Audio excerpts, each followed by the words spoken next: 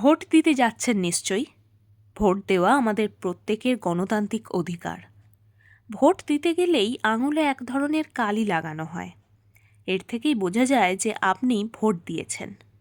কিন্তু ভোটে ব্যবহৃত এই কালি সম্বন্ধে কি জানেন আপনি? এই কালি কলঙ্কের নয়, গর্বের।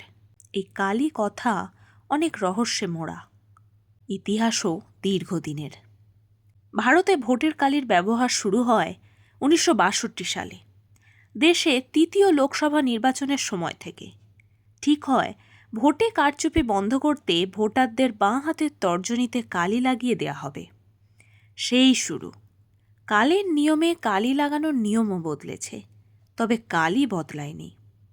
সবাই ভোটের কালি বলে চিনলেও এর আসল নাম ইনডেলিবল ইঙ্ক, অর্থাৎ যে কালি সহজে বদলে ফেলা যায় না, মুছে ফেলা যায় না। নির্বাচন কমিশন যে কালি ব্যবহার করে তা খোলা বাজারে কিনতে পাওয়া যায় না, কমিশন বরাত দিয়ে বানায়, সেটাও আবার একটি সংস্থা থেকেই। মাইসোর সংস্থা Mysore paints and varnish limited নির্বাচন কমিশনের প্রয়োজন অনুযায়ী এই কালি তৈরি করে। এই সংস্থার ইতিহাসও দীর্ঘ।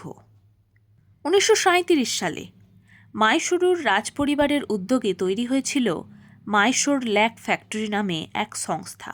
স্বাধীনতার পরে সংস্থাটি অধিগ্রহণ করে কর্ণাটক সরকার। শুরুতে গালা তৈরির সংস্থা হিসাবে পরিচিত থাকলেও এখন অন্যান্য সামগ্রীর পাশাপাশি ভোটের কালিও বানায় MPVL।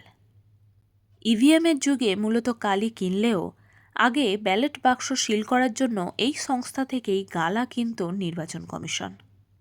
শুধু ভারতই নয়, এই সংস্থার কালি ভোটের জন্য যায় পাকিস্তান থেকে ডেনমার্ক, নেপাল থেকে কানাডা, বিশ্বের অনেক দেশে। সত্যিই কালি সহায় মাইসুরুর MPVL সংস্থার কাছে চাহিদা দিন দিন বাড়ছে। শুধু ভোটার সংখ্যা বাড়ার জন্যই নয়, নির্বাচন কমিশনের পরিবর্তিত নিয়মে এখন কালি লাগেও বেশি। আগে বাঁ হাতের তর্জনীর নখ আর চামড়ার সংযোগস্থলেই লাগানো হতো, এখন লম্বা করে একেবারে নখের উপরিভাগ থেকে তর্জনীর প্রথম গাঁটের আগে পর্যন্ত দেয়া হয়। কিন্তু আসল প্রশ্ন হলো, কি থাকে এই কালিতে? কেন তা সহজে মুছে ফেলা যায় না? এর নেপথ্যে রয়েছে কঠোর গোপনীয়তা। 1962 সালে কালির ফর্মুলা তৈরি করেছিল ন্যাশনাল ফিজিক্যাল ল্যাবরেটরি। গোপন সেই ফর্মুলা তুলে দেওয়া হয়েছিল MPVL এর হাতে। এখনও পর্যন্ত সংস্থা গোপনই রেখেছে সেই ফর্মুলা। শোনা যায় সংস্থার 2 জন কর্মী অর্ধেক অর্ধেক ফর্মুলা জানেন। এটাই নিয়ম। তাঁরা অবসর নেওয়ার আগে বিশ্বস্ত উত্তরসূরি বেছে নেন, বলে দিয়ে যান ফর্মুলার কথা। এভাবেই চলতে থাকে। উৎপাদনে অনেকে যুক্ত থাকলেও উপাদানের কথা কেউই পুরোটা জানতে পারেন না। তবে মনে করা হয় সিলভার নাইট্রেট এই কালির অন্যতম উপাদান। এছাড়াও কিছু রাসায়নিক এবং রং থাকে, আর চট করে শুকিয়ে যাওয়ার জন্য থাকে অ্যালকোহল। মূলত সিলভার নাইট্রেট থাকার কারণেই নাকি আঙুলে লাগার পর চামড়ার প্রোটিনের সঙ্গে বিক্রিয়ায় আটকে যায়, আর সূর্যের আলো পেলে অতিবেগুনি রশ্মির গুণে কালচে রং হয়ে আঙুলে চেপে বসে।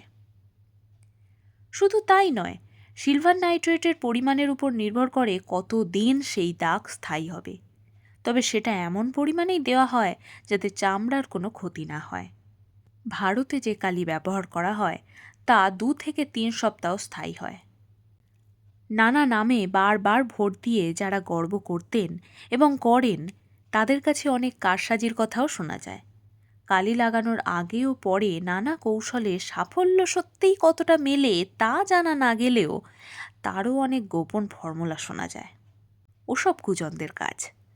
সুজনরা মনে করেন ভোট দিয়ে হাত ধুয়ে ফেলার কি দরকার, বরং আঙুলে আঙুলে লেগেই থাকুক গণতন্ত্রের গর্ব।